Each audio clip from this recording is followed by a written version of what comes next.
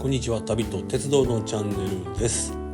ちょっと久しぶりで間が空いてしまいましたが、ジオラマ作りの今回は4回目、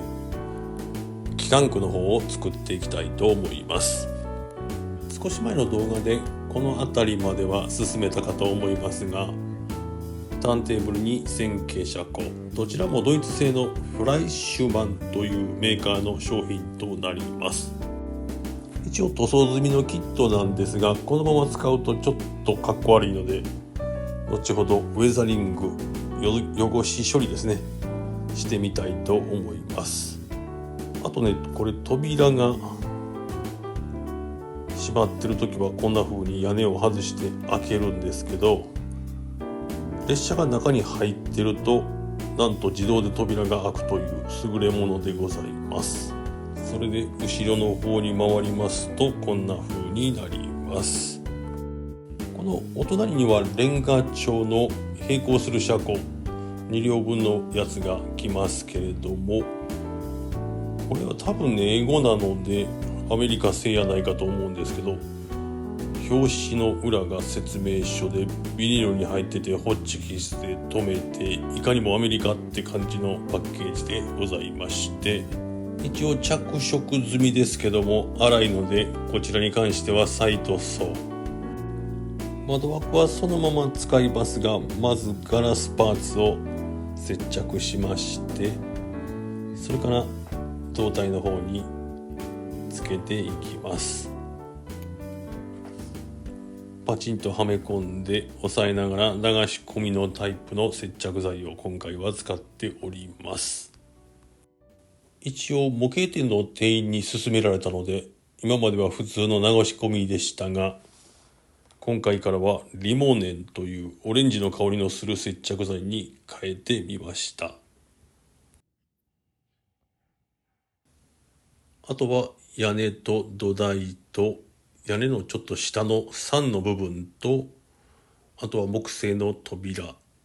塗装してみまして、組んだのがこんな感じでございます。ちょっと塗装するのに艶消し剤を入れるのを忘れてしまいまして、テカテカの艶あり車庫の完成でございます。一応扉の開閉は OK のようでございますが、艶については艶消しスプレーを上から振ろうかと考えておりますが、後ほどウェザリング汚し処理をしてからスプレーしたいと思います。さて、これを設置していくんですが、線路の下に敷いてあるコルク導床の高さが4ミリなので、その高さを合わせるために、これはタミヤから発売されているスチレンボード3ミリの分になりますが、これを機関庫の下の台として使いたいと思います。線形車庫の方は寸法が出ておりますので、長さはそれに準じたらいいんですが、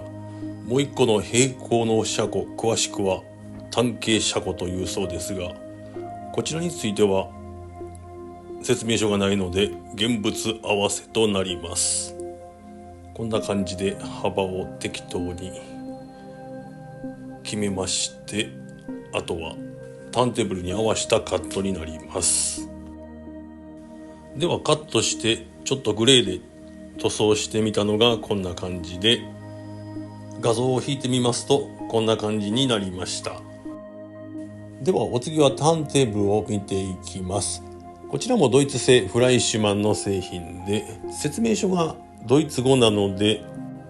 翻訳アプリのカメラを使いますとドイツ語から日本語には変換してもらえますが、どうもしっくりくる日本語には変換できなくて、理解するのがちょっと苦しいところでございます。ただし図柄がありますので、それなりには理解できるということで、今回は直感的に作業をしております。ターンテーブルの場合は通常の線路とは別に電源を供給しなければならないので、ショートを防ぐためにこういった普通のジョイントではなくて、電気を通さない絶縁ジョイントというのを一つ入れる必要がございます。試しに試運転しておりますが、このターンテーブルが回転しますと、今まで運転台のあった方が本線につながってるんですけど、これが逆方向に来るわけなので、電気の方向が逆転してしまいまして、このままだとショートするので、必ず絶縁ジョイントというのが必要になってきます。こちらが電源を供給するパワーパックと呼ばれる機器ですが、この進行方向のつまみ、これを揃えていると、この運転台のある側に直進できまして、反対にターンテーブルを回転させて運転台のない方に来た場合は、こちら進行方向のつまみをテレコ、互い違いと思いますけど、こうすることで直進することが可能となります。では続きまして、構内のストラクチャー類、こちらは吸炭吸水の設備ですが、ミスターホビー製のウェザリングカラーマルチグレーというのを使ってウェザリング汚し処理をしていきます。このマルチグレーの色に関してはどこにでも使えますが、主に土台に使っております。給水塔の本体の方に関してはカラーが変わりまして、ステインブラウンというのを使ってウェザリングしていきます。まずは筆でだいたい全体的に適当に色をつけていきまして、その後綿棒を使って全体的に薄く広く塗り進めていきます。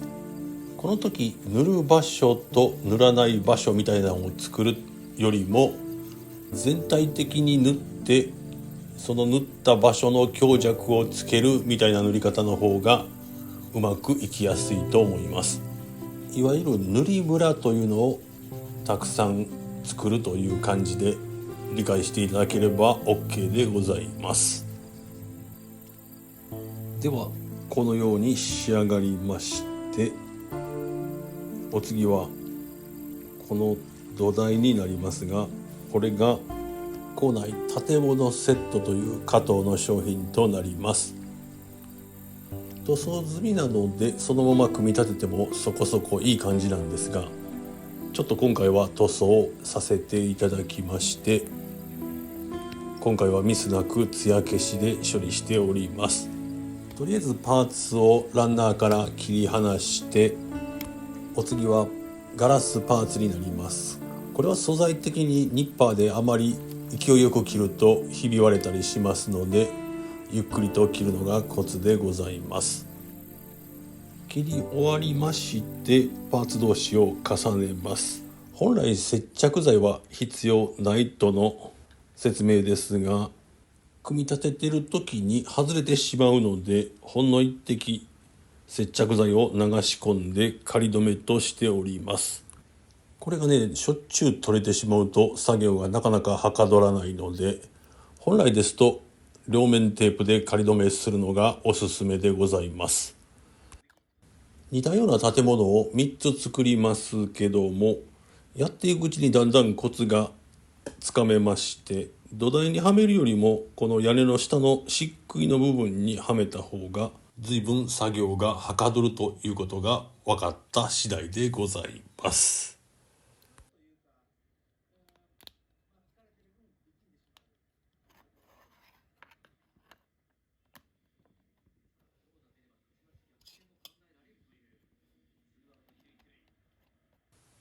ということで、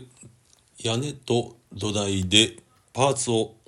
ツ全体を挟み込むようにネジ止めして完成でございます。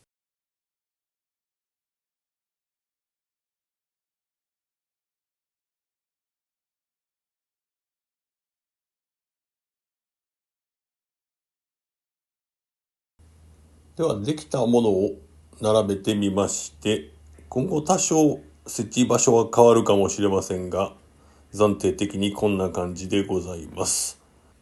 背後の土手の石垣とか作業を進めましたが、ちょっと長くなりそうなので今回はこの辺にして、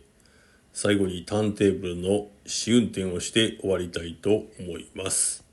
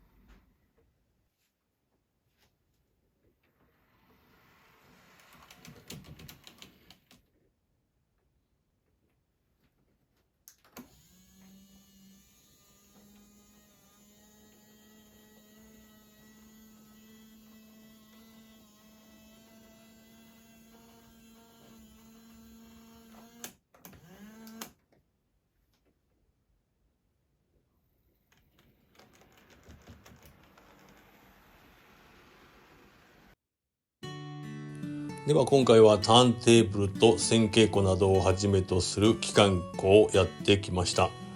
次回以降は背後の土手の石垣とか駅の方も塗装しましたので、その模様などお届けしたいと思います。では最後までのご視聴ありがとうございました。